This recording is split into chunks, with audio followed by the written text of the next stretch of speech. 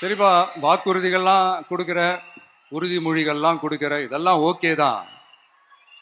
ஆனா ஸ்டாலின் சார் செய்ய முடியாததை நீ எப்படி செய்வ அப்படின்னு உங்களுக்கு ஒரு கேள்வி ஒன்று வரும். அது சிம்பிளாக ஒன்று சொல்கிறேன். இப்போ தான் ரீசெண்டாக அதை பற்றி நான் முழுமையாக ஒன்று தெரிஞ்சுக்கிட்டேன்.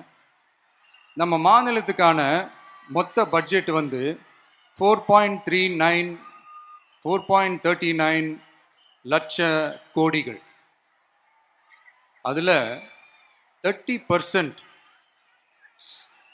ஸ்டாலின் சார் டாக்ஸுக்கு போகுது. இது என்னடா புது டாக்ஸ்ன்னு கேட்குறீங்களா?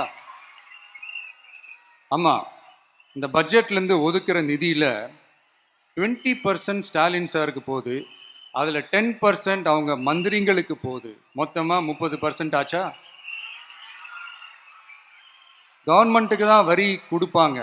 ஆனால் கவர்மெண்ட்டே ஒருத்தவங்களுக்கு வரி கொடுக்குதுன்னா அதுக்கு பேர் ஸ்டாலின் சார் டாக்ஸ் தானே.